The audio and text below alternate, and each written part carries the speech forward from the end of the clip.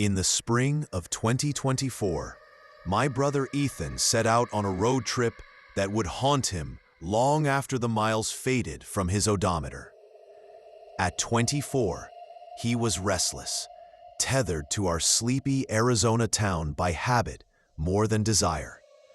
When his friend Caleb pitched a cross-country drive to Maine, chasing lighthouses and lobster rolls, Ethan didn't hesitate. The plan was simple: pack light, split the wheel, and burn through as much asphalt as possible in one go. They aimed to hit the East Coast in under 4 days, a grueling pace that left little room for detours. But the road has a way of writing its own itinerary, and what happened at a desolate gas station in the dead of night would prove that some stops are impossible to outrun. Ethan and Caleb left Tucson at dawn, the sun bleeding orange over the saguaros. Their beat-up Subaru hummed with anticipation, stuffed with snacks, playlists, and the kind of reckless optimism only a road trip can spark. They traded shifts every few hours, one driving while the other sprawled across the back seat, chasing uneasy sleep.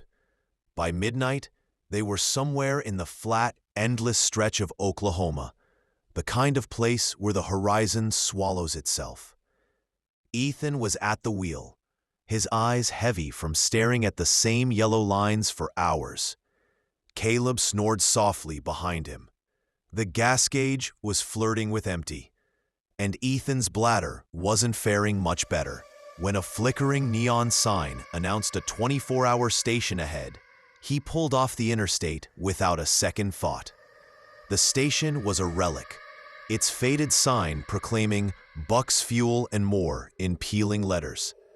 A single row of pumps stood under harsh fluorescent lights, casting long shadows across the cracked pavement. The store itself was small, its windows cluttered with cigarette ads and lottery posters. Ethan parked at the farthest pump, killed the engine, and nudged Caleb awake. "Your turn to fuel up," he muttered, stretching his cramped legs. Caleb groaned but complied, grabbing the nozzle as Ethan headed inside, desperate for a bathroom and something to keep him awake. The store was as grim as the exterior promised. The air smelled of stale coffee and motor oil, and the clerk, a gaunt man with a 1,000-yard stare, barely glanced up from his phone. Ethan found the bathroom at the back, a single stall with a flickering bulb and a sink that looked like it hadn't been cleaned since the Reagan administration. He did his business quickly, splashing cold water on his face to shake off the fog of fatigue. At the cooler, he scanned the soda selection, settling on an orange vanilla Coke, a new flavor he'd been curious about. The clerk rang him up without a word, and Ethan stepped back into the night, the bottle cold against his palm. That's when he saw the man. He stood just beyond the pool of light from the pumps, where the asphalt gave way to darkness. He was tall, lanky, dressed in a faded denim jacket and jeans that seemed to blend into the shadows. His face was half hidden under a baseball cap, but Ethan could feel his eyes, sharp, unblinking, fixed on him. As Ethan started toward the car, the man raised a hand, palm out, like a traffic cop signaling a stop. Ethan froze, more out of instinct than fear, though the hairs on his neck were already prickling. "Hello," the man said, stepping just close enough for his voice to carry. It was high-pitched, unnaturally so, like a man mocking a woman's tone. "I see you bought the orange one." Ethan glanced at the bottle in his hand, confused. Yeah," he said, keeping his voice neutral. He took a step toward the car, but the man shifted slightly, blocking his path without moving closer. The man hummed, tilting his head. "I'll have to try one of those. Let me know how it is when I see you again." The words hit Ethan like a cold wind. There was something wrong with them, not just the eerie cadence, but the certainty behind them, as if the man knew something Ethan didn't. "We're actually passing through," Ethan said, forcing a casual tone. We probably won't be back." The man's lips curled into a smile that didn't reach his eyes. "Mm-hmm," he said, his voice dropping to a near whisper. "See you real soon." Ethan's stomach twisted. He walked back to the car, fighting the urge to run, his steps measured but quick. Caleb was still at the pump, oblivious, wrestling with the nozzle. Ethan slid into the driver's seat, locked the doors, and started the engine in one fluid motion. As he pulled away, he glanced in the rearview mirror. The man was still there, standing at the edge of the light, waving slowly, deliberately, until the station shrank to a speck in the distance. Ethan didn't say anything to Caleb right away. He floored it, pushing the Subaru to 80, then 90, as if speed could erase the encounter. The road stretched on, empty and black. The only sound the hum of tires and Caleb's confused muttering about the sudden hurry.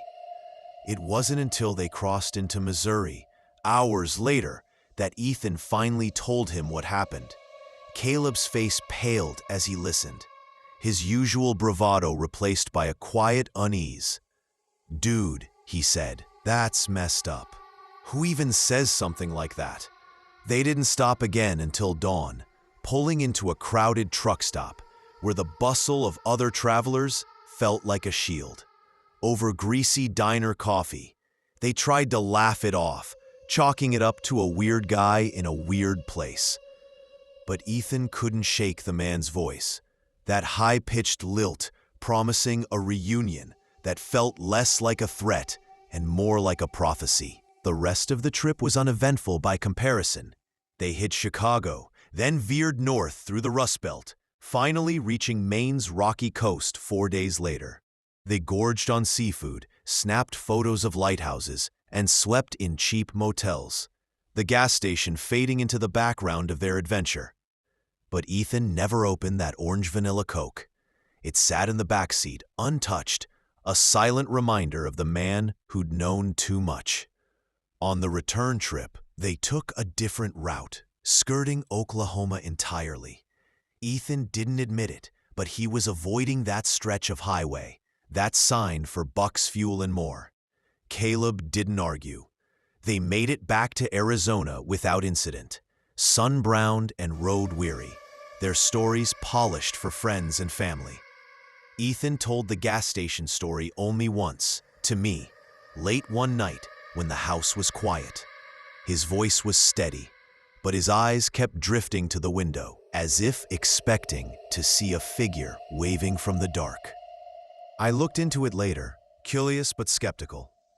Oklahoma's rural gas stations are notorious for odd characters, drifters, locals with too much time and too little sense. Online forums like Reddit's r/creepy encounters are littered with similar stories. Strangers at rest stops, cryptic warnings, smiles that linger too long. Some blame meth, others exhaustion. A few whisper about things less human. Bucks Fuel and More doesn't show up on Google Maps anymore, though old Yelp reviews mention a place by that name closing in 2023, citing management issues. Nothing concrete, nothing to explain the man or his words. Ethan's fine now, back to his routine, but he doesn't drink Coke anymore.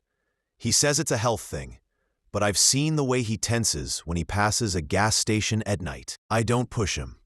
Some things you don't outrun, no matter how fast you drive. And somewhere in the back of my mind, I wonder if that man is still out there, waiting at the edge of a fluorescent glow, waving to someone who doesn't know they've already been seen. A year ago, in the summer of 2024, my husband Leo and I embarked on a dream trip to Italy.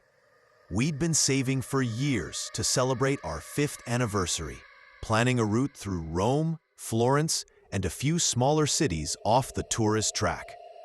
Leo, a history buff, wanted to explore every ancient ruin and cobblestone street, while I was just happy to soak in the culture and food.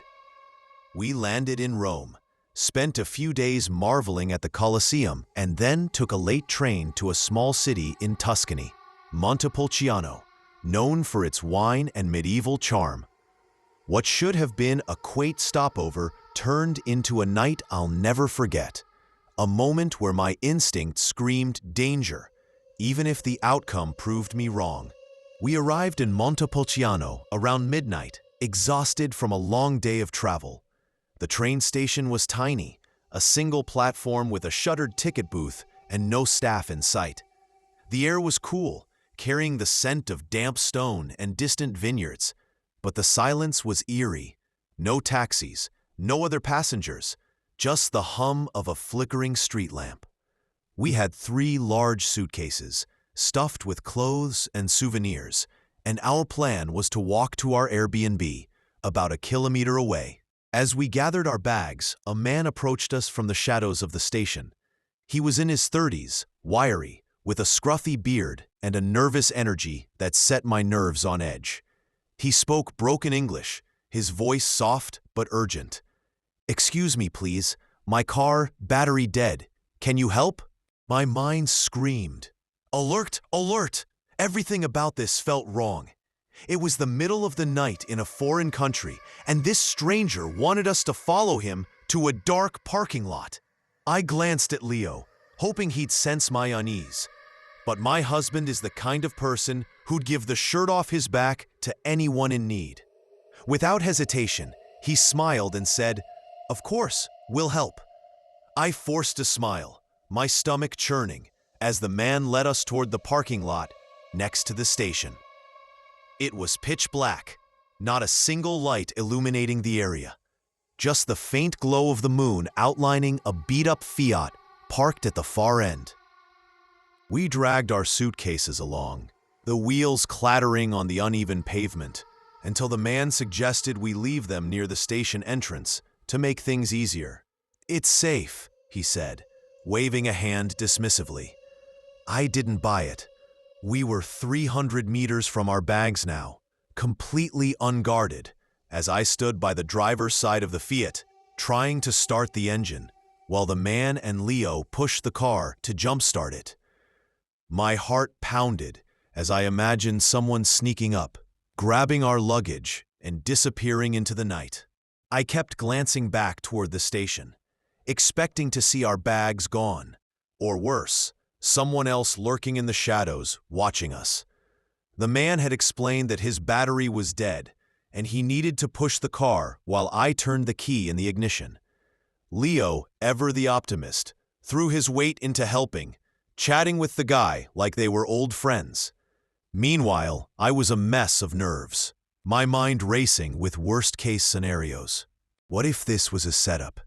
What if he wasn't alone?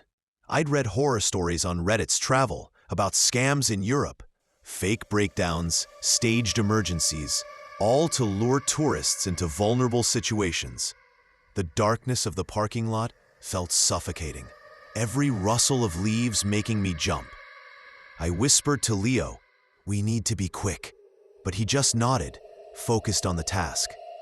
After a few tense minutes, the Fiat sputtered to life, its headlights cutting through the dark. The man clapped his hands, grinning, and thanked us profusely in a mix of Italian and English. "Grazie, grazie, you are so kind," he said, shaking Leo's hand and even giving me a grateful nod.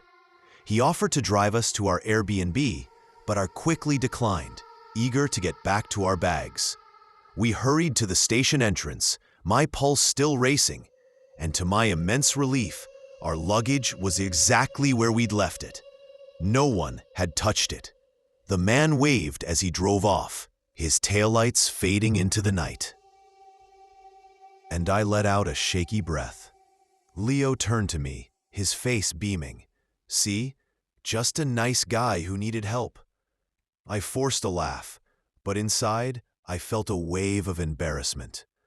I'd been so sure we were about to be robbed, or worse, that I hadn't even considered the possibility of genuine kindness. My paranoia had painted this stranger as a villain, but he'd been nothing but grateful.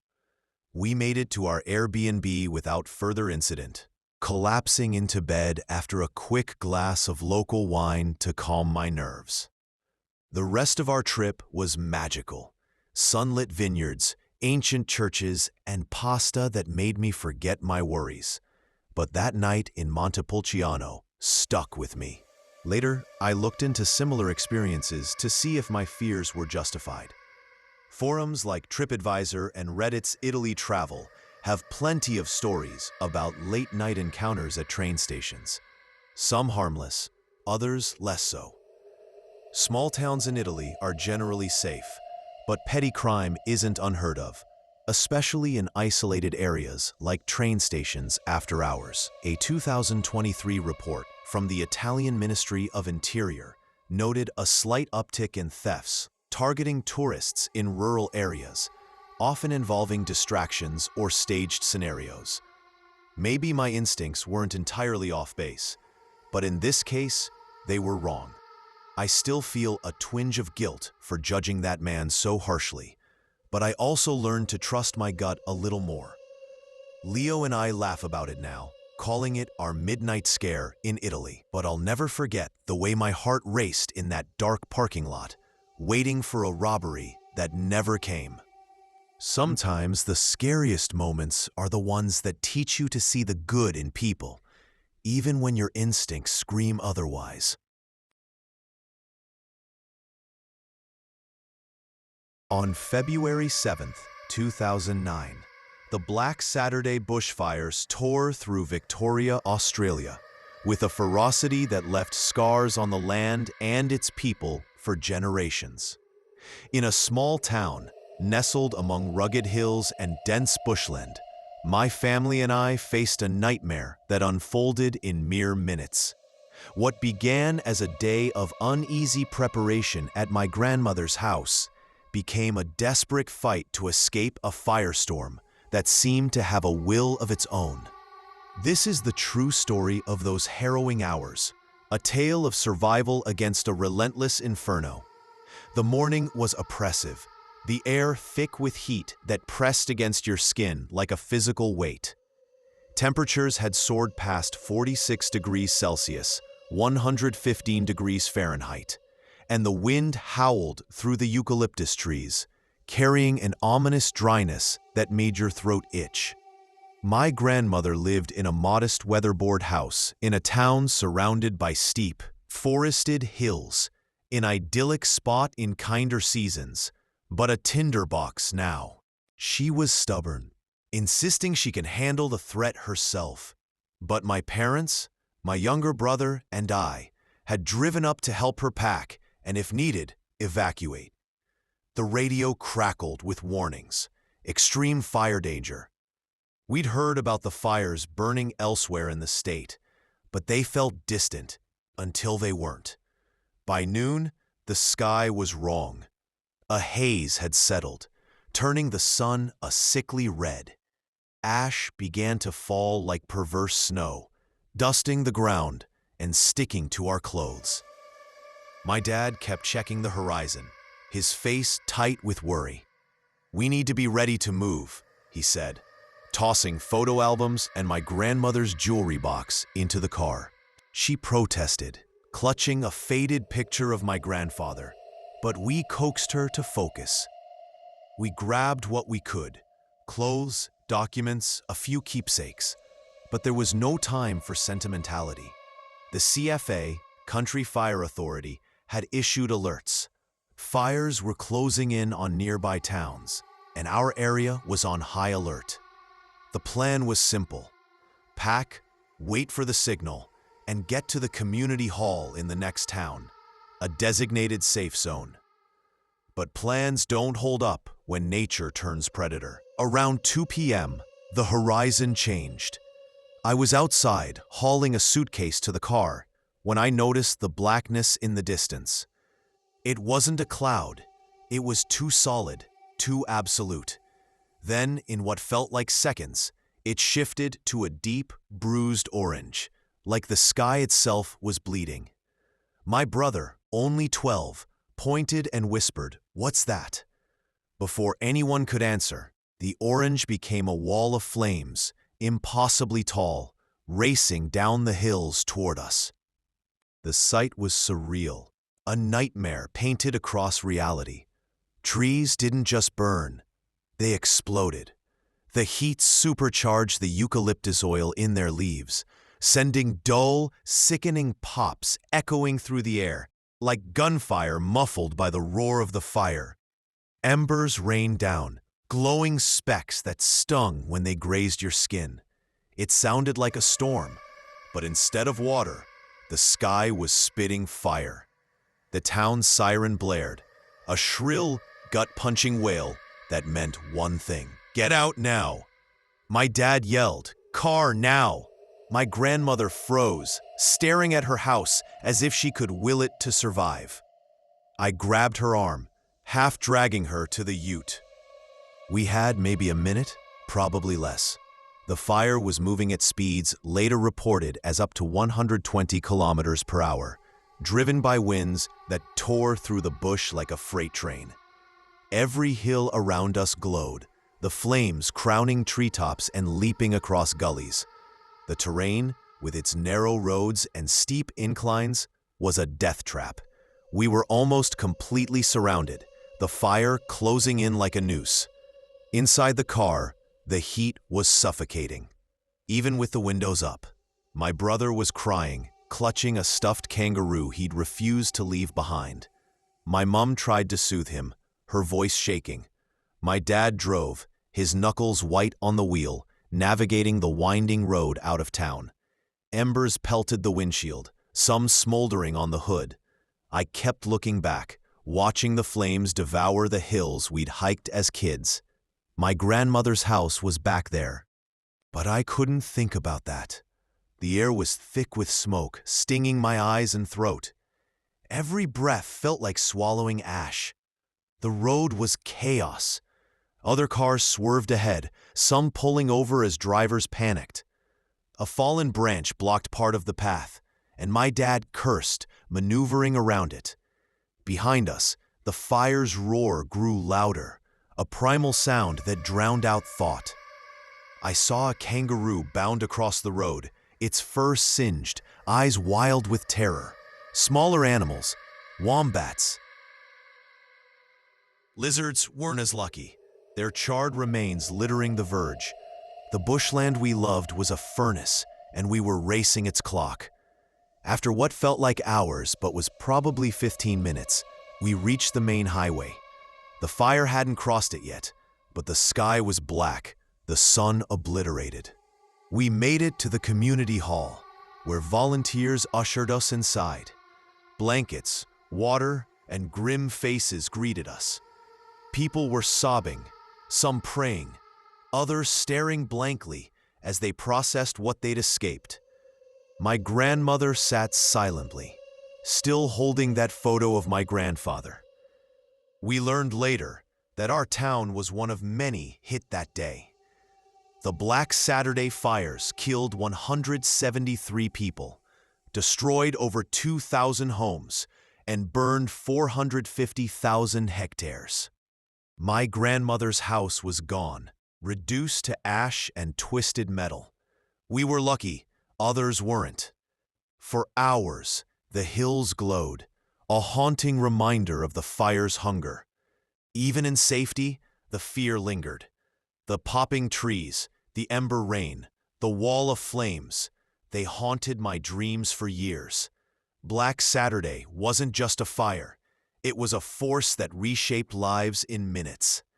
We rebuilt, but the scars remain, etched in memory as vividly as the flames that consumed our world.